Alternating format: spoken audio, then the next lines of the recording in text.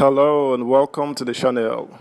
In a bid to succeed President Buhari, presidential candidates of the People's Democratic Party (PDP) and that of the All Progressives Congress (APC), Alhaji Atiku Abubakar and Bola Ahmed Tinubu respectively, have been at each other's throats with the hope of getting one over the other as the election season reaches crunch time.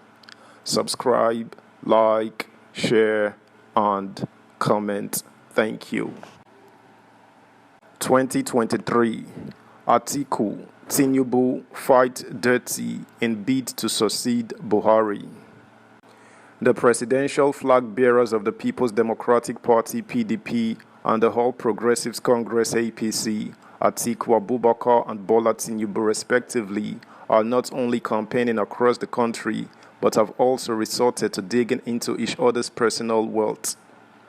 Both politicians, through their spokespersons, criticized each other on separate platforms during the weekend ahead of the 2023 general elections, kickstarting with the presidential and National Assembly elections on February 25, 2023. Atiku's Special Assistant on Public Communication, Frank Shaibu, faulted Tinubu's claims of inherited wealth and trading stocks to amass wealth by making a reference to Warren Buffett, one of the top richest billionaires in the United States, during his recent BBC interview. Shaibu said no company or document of Tinubu's name can be traced to the Corporate Affairs Commission (CAC) registration, thus further revealing that his wealth is shady. To be clear, questions on Tinubu's source of wealth did not start today. U.S. authorities said Tinubu revealed in bank documents that he worked with Mobile Nigeria Limited in 1989 and his salary was just $2,400 and he had no other sources of income, Shaibu said.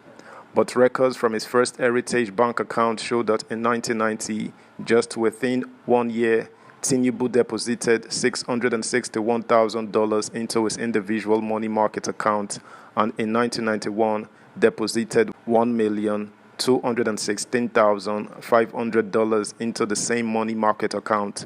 Where did he get the money from? The former vice president's media aide explained how his principal made his wealth, saying, on the other hand, Atiku Abubakar's source of wealth has never been in doubt. The ones he has listed publicly include Nycotes, now Intels, founded in 1989, Prodeco, 1996, Atiku Farms, 1982, and Apti Schools, 1992. Some of these companies, like Intels, have had reputable Nigerians like the late General Shehu Yaradua and even traditional rulers on its board. We dare Tinubu to list his companies and source of wealth as Atiku has done. About Tinubu, he further said, Bola Tinubu is a man who publicly boasted in Osun State in 2018 that he was richer than Osun. In 2019, he had bullion vans on his premises in Ikoyi and admitted to sharing money with his supporters. When he was challenged by journalists, he said he was not a government contractor. So what is his source of wealth? Why can't Tinubu be brave enough to reveal his source of wealth? For starters, this is a man whose name is not even on the CAC registration documents of any of the companies linked to him. Subscribe, like, share, comment, and please turn the notification bell on. Thank you. In his own reaction, the Director, Media and Publicity of the Tinubu-Shettima Presidential Campaign Council (PCC), Bayo Onanuga, said the Nigerian people should be warned of sugar-coated promises from Atiku and his political party. Onanuga, in a statement, said, "We need to warn Nigerians to be wary of the sugar-coated promises of former Vice President Atiku Abubakar and his PDP as they embark on their inordinate and desperate campaign to gain power at all costs. Of course, this is fake history at its worst. We are not fooled. Nigerians should also not be fooled about the barefaced lies being articulated by the candidate and his party." He further attacked Atiku's personality, drawing notes from former President Olusegun Obasanjo's book, My Watch, that the PDP presidential candidate was corrupt and untrustworthy during the administration. What is more shocking is Atiku's audacity in standing up to ask for our votes, despite what his boss, President Olusegun Obasanjo, wrote about him in his book, My Watch. Obasanjo wrote that it would have been an unpardonable mistake on sin against God to foist him on Nigeria. Obasanjo still believes so till tomorrow.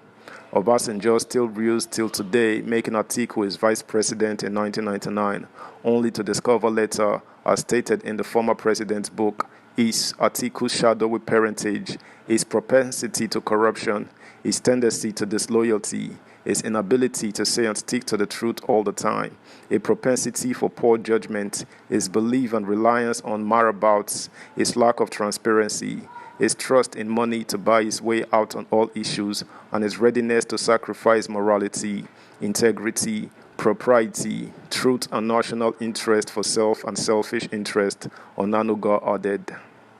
Speaking at another forum, the PDP candidate yesterday said his credentials as a public servant, businessman, part of the political class who fought the military to return democracy as well as former vice president put him ahead of other contenders in the 2023 presidential contest.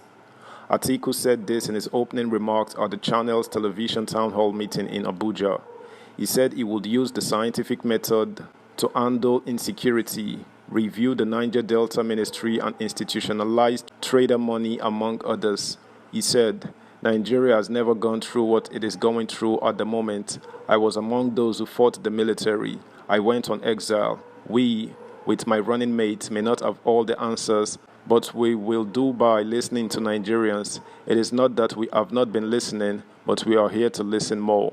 I'll use the scientific method to deal and handle insecurity. Atiku Abubakar, who described the BH insurgency as puzzling in response to a question on the security situation in the Northeast, especially the BH, confessed that he was yet to fully understand what the whole BH insurgency phenomenon was about because there were several issues involved. He explained that his plans to deal with the security challenges in Nigeria will be scientific. He cited the example of the United Arab Emirates, UAE, where he said over 10 million people live, but that one can hardly find a uniformed policeman on the streets. Yet crime is detected and dealt with speedily. Atiku said, I still cannot find in Borno State where a man can hide. I have been to the place called Sambisa. There is no forest there, just shrubs, 30 feet above the ground. When you are flying back to Nigeria, you see people moving. When I served in Borno, the then Northeast, I did not see where any person can hide. Yet, we deployed the Nigerian military, which used to be the best. They fought many wars outside. I'm puzzled. I don't understand. Maybe when I get there, I will understand. Everything there is politics, business. What is required is leadership. That's the news, guys. Thanks for listening. Until next time. Bye.